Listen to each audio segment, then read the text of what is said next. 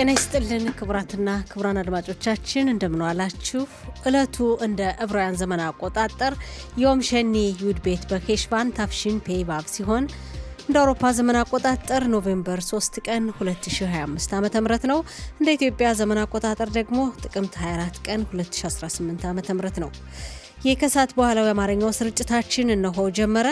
የቴክኒክ ባለሙያችን ዳንኤል ሩኪ ሲሆን የስቱዲዮ ተረኛ አስተናጋጆች ይሻያው ደጉና ወርቅነሽ እሸቴንን። ያሉን ዝግጅቶች በቅድሚያ ዜና እናሰማና ከዛም ወቅታዊ ዘገባ እናቀርባለን። ሳምንታዊ ፕሮግራማችንም ሰዓቱን ጠብቆ ይቀርባል። ከተለያዩ አድማጮች ጋርም በወቅታዊ ርዕሰ ጉዳዮች እንወያያለን። ስርጭታችን እስከ 2 ሰዓት ድረስ ይቀጥላል። አብራችሁን ቆዩ። አሁን የሰዓቱ ዜና በይሻያው ደጉ ተዘጋጅቶ ይቀርባል። ይሻያው ወርቅነሽ እሸቴ ያመሰግናለሁ። አርዕስተ ዜና። የብሔራዊ ደህንነት የክነሴት ኮሚቴም የአሸባሪዎችን የሞት ቅጣት ረቂቅ ሕግ አጸደቀም። በውይይቱም ጠቅላይ ሚኒስትር ረቂቅ አዋጁን እንደሚደግፉ ተናገሩ። 30 ዓመት በፊት የተገደሉት የቀድሞው ጠቅላይ ሚኒስትር ይስሐቅ ራቢን ብሔራዊ መንግስታዊ መታሰቢያ ስነ ስርዓት ከሰዓት በኋላ ይፈጸማል። የአሜሪካን ፕሬዝዳንት ዶናልድ ትራምፕ በጋዛ ሰርጥ የተኩስ አቁም ስምምነት በቀላሉም አይፈርስም አሉ። ሐማስ ከ2 ዓመት በፊት ጥቅምት 7 ቀን 2023 ዓ.ም ጠልፎ ወደ ጋዛ ወስዶ የገደላቸው የ3 ወታደሮች አስከሬን ሳጥን ትናንት ምሽት ለእስራኤል አስተላለፈ። በደቡብ ክፍለ ሀገር በነጌብ አካባቢ የሚገኘው የሳዴ ተመን ወታደራዊ ካምፕ ጉዳይ አወዛጋቢነቱም እየተባባሰ ነው። በቪዲዮ መረጃ ለመገናኛ አውታር ቴሌቪዥን አሾልካ ለጋዜጠኛ ሰጥታለች ተብላ የጠረጠረችው ወታደራዊ አቃቢ ሕግ ኃላፊዋ ጀኔራል ይፋት ቶመርም ኢየሩሳሌም ታሰረች። ከአንድ ሳምንት በላይ ፍለጋ በኋላም ፕሮፌሰር ኑሪት ያሪ ዛሬ ጠዋት በሕይወት ተገኘች። የሚሉት የሰዓቱ ዋና ዋና ዜናዎች ናቸው። ዝርዝሩን እንሆም። ሐማስ ከ2 ዓመት በፊት ጥቅምት 7 ቀን 2023 ዓ.ም ጠልፎ ወደ ጋዛ ወስዶ የገደላቸው 3 ወታደሮች አስከሬን ሳጥን ትናንት ማምሻውን ለእስራኤል አስተላለፈ። የሶስቱ ወታደሮች አስከሬን በአቡ ካቢር የፍትህ ሆስፒታል ከተመረመሩ በኋላም ማንነታቸው ታውቋል። ከ2 ዓመት በፊት ከተጠለፉ በኋላ ጋዛ ውስጥ የተገደሉትና አስከሬናቸውን ትናንት ምሽት ወደ እስራኤል የተመለሱት የ3 ወታደሮች ስም ዝርዝር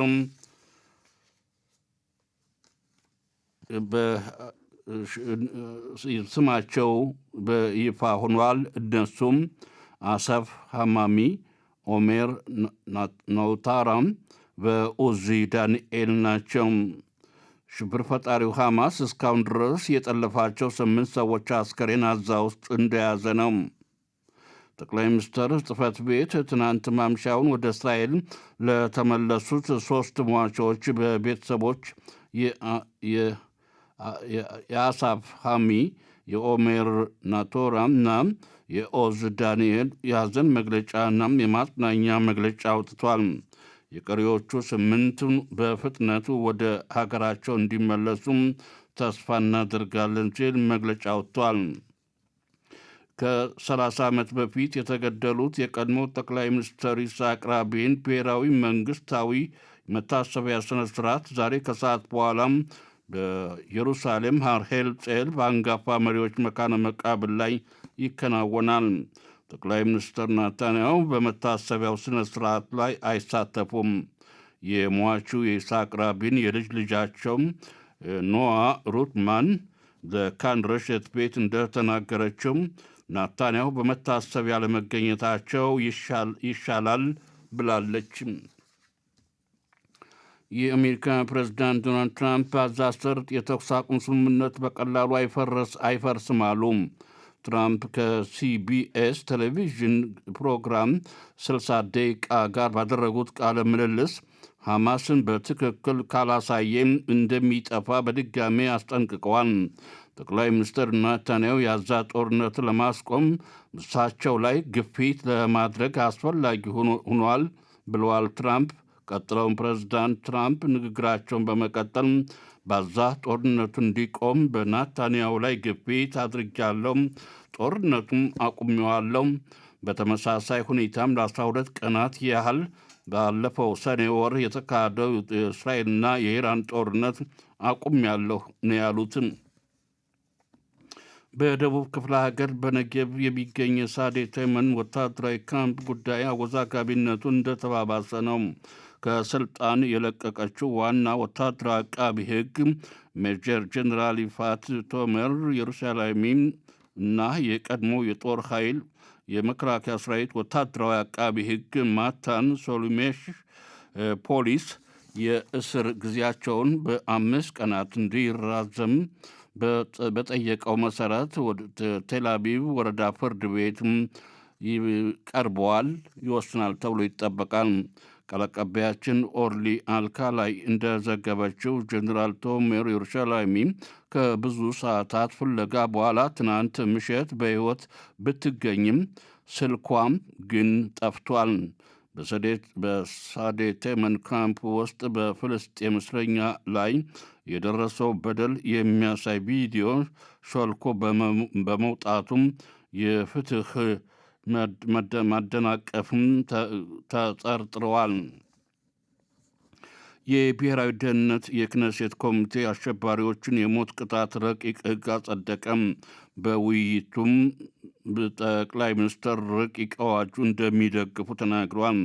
አሸባሪዎችን በሞት ለመቅጣት የውሳኔ ሀሳብ ረቂቅ ያቀረበው ሚኒስተር ቤን ጊብር የሚመሩት የኦጽማ ይሁዲት ፓርቲ ነው። የሞት መቅጣት ሕግን በቀጣይነት በክነሴት ማለትም በክነሴት ጉባኤ በአንደኛ ሁለተኛና ሶስተኛ ጉባኤ በድምፅ ብልጫም ሕጉ ይጸድቃል የሚል ግምት አለም። የጥምር መንግስት አባላት ሕጉን ድጋፍ ያደርጋሉ ተብሎ ቢጠበቅም በተቃራኒው ተቃዋሚ ፓርቲዎች የሞት ቅጣት ሕግ ድጋፍ አያደርጉም። እስራኤል ከተቋቋመችበት ዓመት አንስቶ እስካሁን 78 ዓመታት የሽብር ጥቃት ሰለባ መሆኗ ቢታወቅም መንግስት የሞት መቅጫ ሕግም አላወጣም እስካሁን።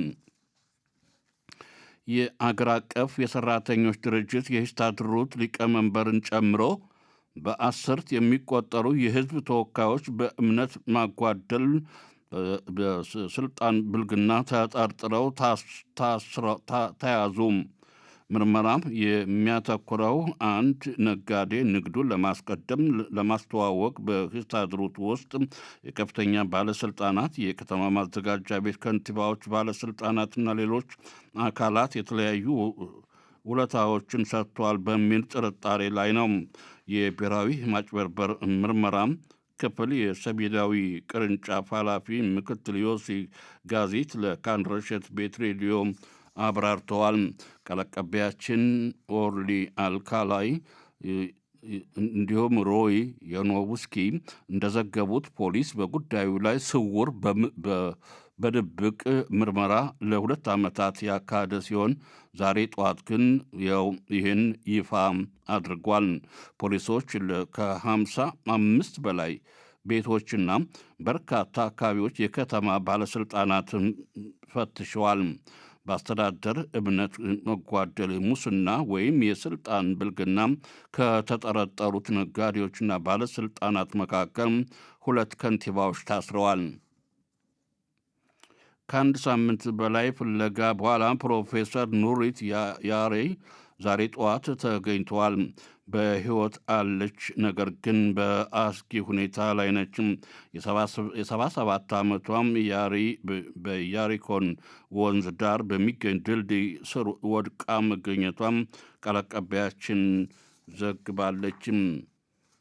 ከ2 ሳምንታት በፊት የቴልአቪቭ ከተማ የሚገኙ 2 እግር ኳስ ቡድኖች ሃፖኤል ቴልአቪቭና ማካቢ ቴልአቪቭ እግር ኳስ ቡድን ጨዋታም እንደተጀመረ የሃፖኤል ቡድን ደጋፊዎች በፍጥነት ረብሻ ምክንያት ቡድኑ ተሸነፈ። በእግር ኳስ የቴልአቪቭ በቃጠሎዎችና ርችቶችን በመወረር ምክንያት ተሰርዟል። የእግር ኳስ ፌዴሬሽን ፍርድ ቤት በሀፖኤል ቴል አቪቭ ቡድን 0-3 እንዲሁም ከሚዛን 1 ነጥብ እንዲቀነስ በቴክኒካል ኪሳራ ወስኗል።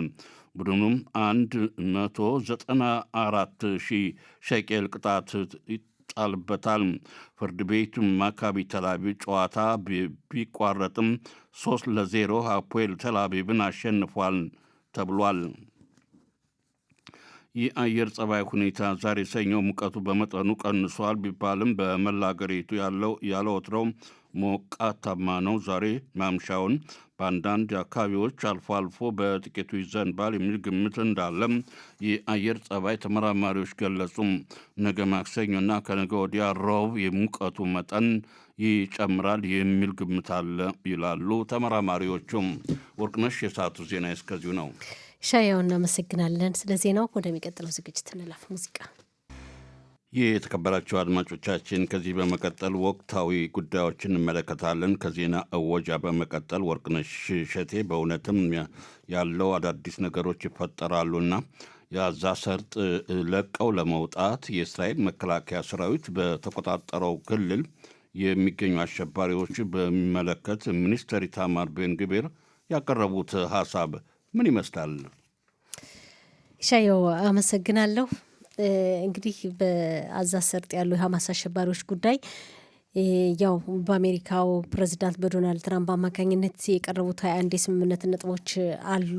ያን እንግዲህ 21ዱንም ነጥቦች ተግባራዊ ለማድረግ ከመጀመሪያው ምዕራፍ የስምምነት ወደ ሁለተኛው ምዕራፍ ለመሸጋገር ጥረት እየተደረገ ነው። ይሄ ደግሞ ጋዛ ውስጥ የሚገኙ የሐማስ አሸባሪዎችን የሚመለከት ነው። እነሱ እንግዲህ ሐማስ ጋዛ ሰርጥን ለቆ መውጣት አለበት ነው፣ ይሄ ስምምነቱ አካል ነው። በአሁኑ ሰዓት ትናንት ጀምሮ እንግዲህ ዋና ርዕሰ ጉዳይ ሆነ እየተወያየንበት ያለ ጉዳይ ነው። 200 የሚሆኑ የሐማስ ድርጅት አባላት ጋዛ ሰርጥን ለቀው ለመውጣት አደራዳሪ ሀገራቱ በዋነኛነት እንግዲህ እነ ኳታር፣ ግብጽ፣ ቱርክ ደግሞ አሁን ቅርብ ጊዜ የተቀላቀለችው አስተማማኝ የሆነ መተላለፊያ ቦታ ተከፍቶላቸው ጋዛን ለቀው እንዲወጡ እየጠየቁ ናቸው። እስራኤል ላይ ጫና እያደረጉ ናቸው እና ለጊዜው አሁን 200 የሚሆኑ እየተባለ ነው። ከፊሎቹ ዋሻ ውስጥ እንዳሉ ይነገራል። እንግዲህ የእስራኤል መከላከያ ሰራዊት በተቆጣጠረው ይሄ ካቫጻሆቭ ቢጫ መስመር ወይም እንግዲህ መከላከያ ሰራዊት የሚገኝበት ቢጫ መስመር ቢጫ ክልል ተብሎ በተወሰኑ አካባቢ ዋሻ ውስጥ እንደሚገኙ ይነገራል። ጋዛን ለቀው እንዲወጡ አስተማማኝ የሆነ መተላለፊያ እንዲዘጋጅላቸው እየተባለ እስራኤል ላይ ጫና እያደረጉ እንደሆነ ነው የሚነገረው። የሚኒስተር ኢታማር ቤን ግቪር የሀገር ውስጥ ደህንነት ሚኒስተር ዛሬ ሰኞ ጠቅላይ ሚኒስትር ቢንያሚን ኔታንያሁን ጠይቀዋል ተብሏል። እነዚህም 200 አሸባሪዎችን በሚመለከት ለቀው መውጣት የለባቸውም ወይ ወደ እስር ቤት መምጣት አለባቸው፣ ወደ እስራኤል እስር ቤት፣ ወይ ደግሞ ሊደመሰሱ ይገባል። ባሉበት ሊደመሰሱ ይገባል እንጂ ጋዛን ለቀው ከወጡ ካመለጡ ያው ሐማስ እንግዲህ ያው ሌላ ቦታ ሄዶ እንደገና መሆኑ አይታወቅም። አሸባሪዎች ጋዛን ለቀው ሲወጡ ዝም ብለን ማየት የለብንም የሚል ጥያቄ ማቅረባቸው ተነግሯል። ወይ ይደመሰሳሉ ወይ ሊታሰሩ ይገባል የሚል ጥያቄ አቅርበዋል ኢታማር ቤን ግቪር። ለማንኛውም ግን አደራዳሪ ሀገራቱ እነዚህ አሸባሪዎች በአስተማማኝ ሁኔታ ጋዛን ለቀው እንዲወጡ የሚል ጫና እያደረጉ እንደሆነ በእስራኤል ላይ ነው የሚነገረው። በምን መልኩ ከይቅርታ ወርቅነሽ፣ በምን መልኩ ነው የነፍስ አውጭኝነት እንዲባው በዋሻ ውስጥ ወደ ውጭ ሀገር ለመውጣት እንዲህ አይነት ጥያቄ አነሱ ተባለ። እሺ ትበል እስራኤል የጦር ትጥቃቸውነትን በተመለከተስ እንዲፈቱ እየተጠየቁ ናቸው። እንግዲህ ጥያቄ ካስፈለገው እንደተባለው አደራዳሪ ሀገራቱ አስተማማኝ የሆነ መተላለፊያ በር ይከፈትላቸው ከተባለ ምናልባት አንተ እንዳልከው ለምን ይህ ጥያቄ አስፈለገ ሊመረምር የሚገባው ጉዳይ ነው። ምክንያቱም በስምምነቱ መሰረት እኮ ሐማስ ጋዛን ለቆ ወደ ሌላ ሀገር ወደ ሶስተኛ ሀገር እንዲሰደድ የሚል ስምምነት አለ። አሁን በተለየ ሁኔታ እንዲወጡ ከተባለ ግን ለምን ጥያቄው አስፈለገ? ምን ይዘው ነው የሚወጡ የሚለው ነገር እንዳልከው ጥያቄ ሊያስነሳ ይገባል። ኢታማር ቤን ግቪርስ ለምን ይህን ጥያቄ ለጠቅላይ ሚኒስትሩ አቀረቡት? ሐማስ በምን መልኩ ነው ሊወጣ የተፈለገው? በስምምነቱ መሰረት ወይስ ራሱ በሚፈልገው በሌላ መንገድ? እንዳልከው ምርመራ የሚያስፈልገው ጉዳይ ነው። ይሄ ጉዳይ አወዛጋቢ ሆኖ ይገኛል በአሁኑ ሰዓት። ከዚህ ጋር ተያይዞ በዜና የተመለከትከው ጉዳይ አለ። የክኔሴቱ የህግ ጉዳይ ኮሚቴ ለአሸባሪዎች የሞት ቅጣት ፍርድ ይደንገግ ህግ የሚል ሀሳብ በኦጽማ ይሁዲት ፓርቲ በኢታማር ቤን-ግቪር ፓርቲ እሳቸው የሚመሩት ፓርቲ ጥያቄው ቀርቦ የክነሴቱ የህግ ጉዳይ ኮሚቴ ጉዳዩን ወስኖበት አርቅቆ በክነሴቱ እንዲቀርብ ወስኗል። እንግዲህ በክነሴቱ በመጀመሪያ ዙር ድምፅ አሰጣጥ ወይም በመጀመሪያ ንባብ እንዲቀርብ የሚል ውሳኔ ላይ ደርሷል። የሚገርመው ሁኔታ ምናልባት ጠቅላይ ሚኒስትሩም ይህን ህግ ሊደግፉ ይችላሉ የሚል ሀሳብ እየተነሳ ነው። አሁን ባለው ሁኔታ እሳቸው ይህን ድጋፍ ለታሪክ እኮ ነው ወርቅነሽ።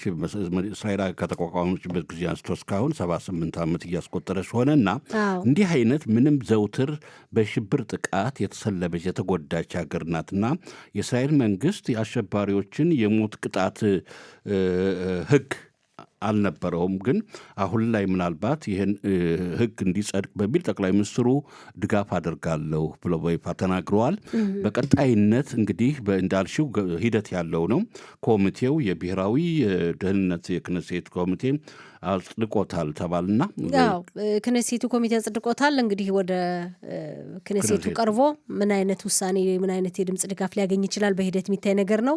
እንዳልከው ጠቅላይ ሚኒስትሩ ምናልባት እንግዲህ አሁን ካለው የተጠለፉ ዜጎች ሐማስ አስከሬኖችን በስምምነቱ መሰረት ባለመልቀቁ ምክንያት በአጠቃላይ የተጠለፉ እስራኤላውያንን በሚመለከት ህጉን ይደግፋሉ የሚል ሀሳብ እንዳለ እየተነሳ ነው። እንዳልከው እዚህ ጋር ተያይዞ መዳረሻቸው የጠፋና የተጠለፉ ዜጎችን ለማስመለስ ትግል የሚያደርገው ድርጅት ኃላፊ ጋል ሂርሽ እሳቸው ግን ይሄ ጉዳይ በሌላ ህግ እንዲቀየር የሚል ሀሳብ ያቀረቡ መሆናቸው ተገልጿል።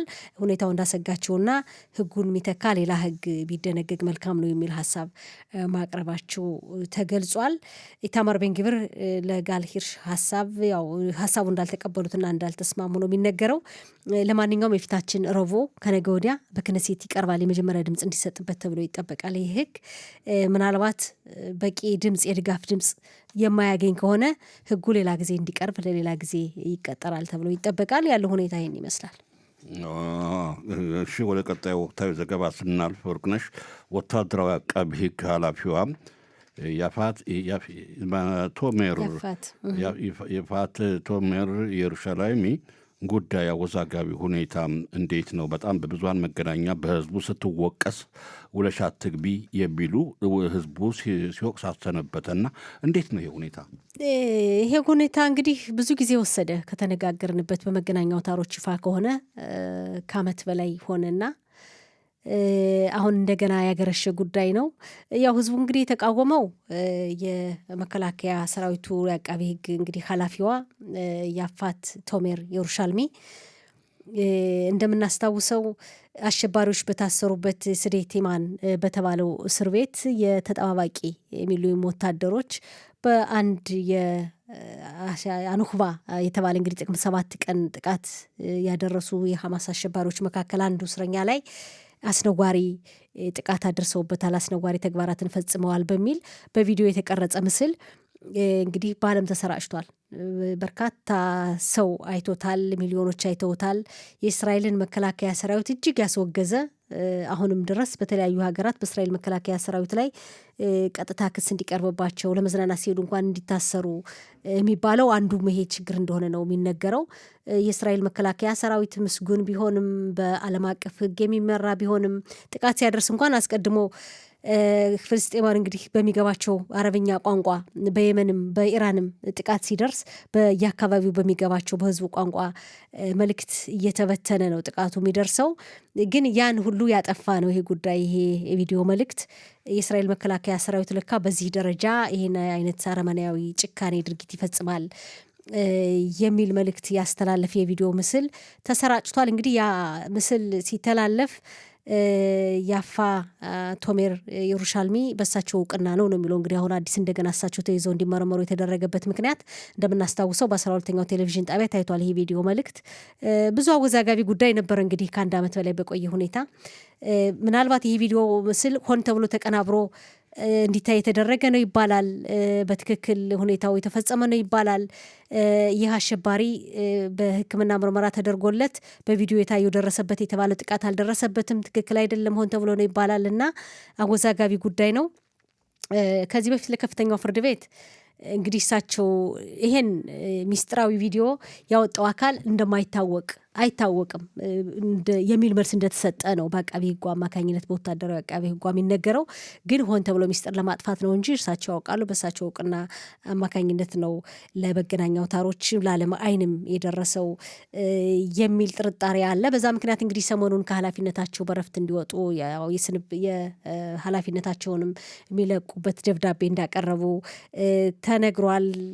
ትናንት የነበረውን ሁኔታ እናስታውሳለን። ሁኔታው እየተጠናከረ ሲመጣ ጠፉ ተብሎ እንዲያውም ለሕይወታቸው በሚያሰጋ ሁኔታ ለሰዓታት ያክል በሄሊኮፕተርም በእግር በፈረስ እንግዲህ ፖሊስ በጣም የተጠናከረ ፍለጋ ካካሄደ በኋላ ተገኝተዋል።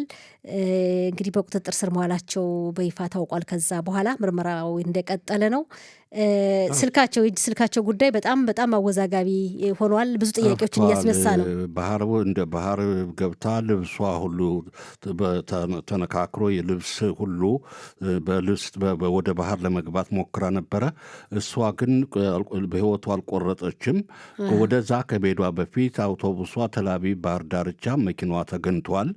ከዛ ሲቀጥል ለመጀመሪያ ትናንት ማምሻውን በብዙ ህዝቡን መከላከያ ሰራዊቱም በፍለጋ ዘመቻ የተሰማራውና ያለችበት ቦታ የጠቆመው ባለቤቷ ነበረ። አሁን አንዱ ቴሌፎኗ ጠፋ። እሷም ያው በህይወት ነው የተገኘችው ተብሏል። ይህ ሁኔታ በጣም አጠያቂ ጉዳይ እንደሆነና አሁን በፖሊስ ስልኩ ለምን ጠፋ የሚለው ነገር እንዳልከው በጣም ብዙ ነገሮችን እያስነሳ ነው።